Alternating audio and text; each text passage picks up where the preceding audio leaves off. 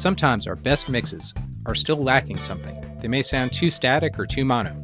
Thanks to Softube, we have the Fix Flanger and Doubler to add to our mix arsenal. My keyboards sound okay, but I'd like to get a little bit more width out of them. Let's engage the doubler.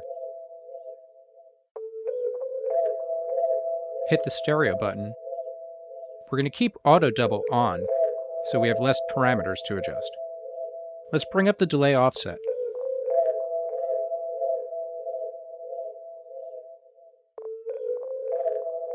It gives us more of a slapback type sound, so I'm going to back it off a little. And then let's adjust our sweep and rate to keep a nice clean and focused sound.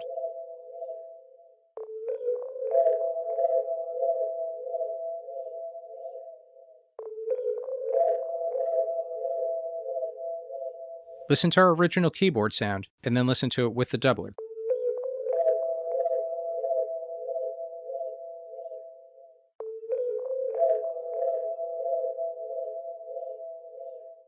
For our bass, we want to make it a little more interesting, but we still want to keep a nice mono bass tight sound.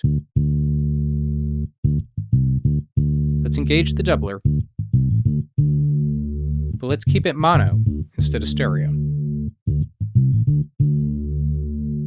This time, use the regen knob to bring it up and add almost an auto wah type quality.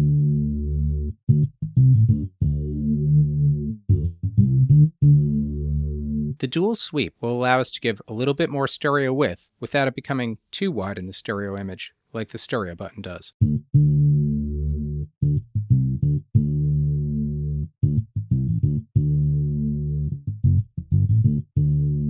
Let's bring our sweep up all the way.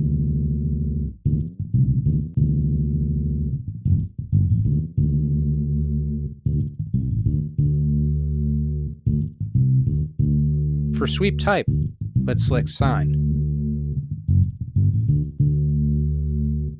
We get a nice room sound to our bass, and now we can mix some of the dry signal back in.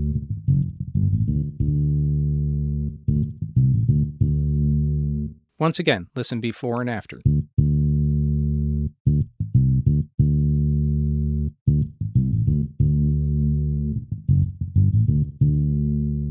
We have some cool percussion sound effects, but I'd like to use the doubler to widen the percussion sounds and get them out of the way of the center image.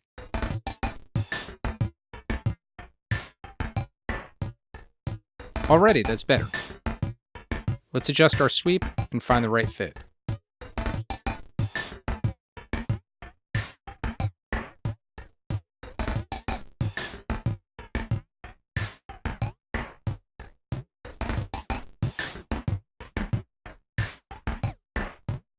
That definitely makes our percussion way more interesting. Let's use the mix knob to bring some of the dry signal back in.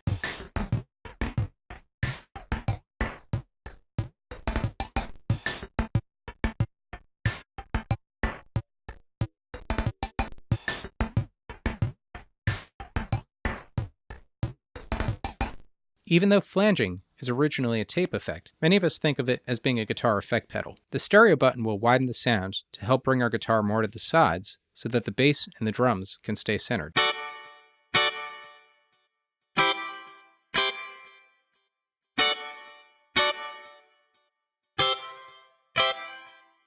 Let's use the regen to get a little more harmonic content and a little more feedback.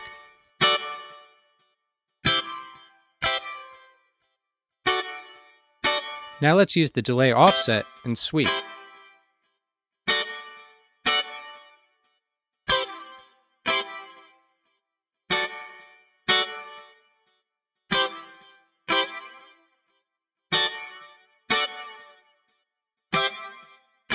Experiment with the delay polarity. Sometimes just switching the polarity over can give a slightly different effect.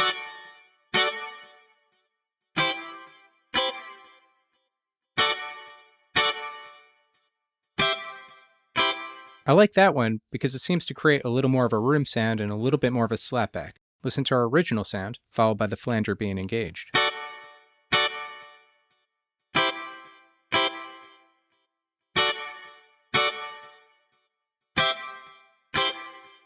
Now here comes our drums. Let's crank up the envelope to allow the flanger to respond more aggressively to transients. We're going to make sure to keep our stereo button off so that we keep a nice center image.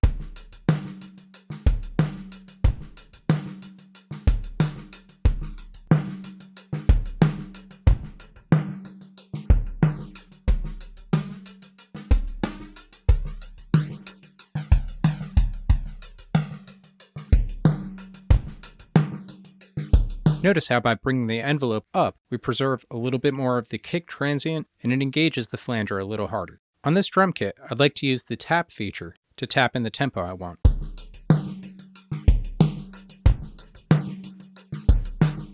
This sets the rate, and if I'd like to divide that rate, just click here. But I think I like that faster one. Nice. So the flanger's a little too aggressive, so let's bring our mix just down and mix the dry signal back in. Listen to before and after.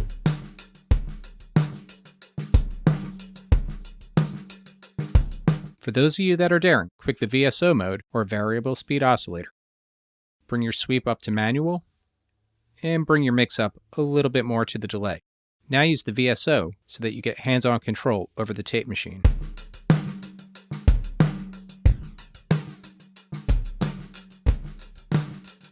Using the meter, have the tape speed up and slow down so that you could actually control the way that the flange from the input to the delay signal works together. It's kind of cool, especially in a live setting. Let's remind ourselves where we started. And now here's that same mix with the flanger and doubler.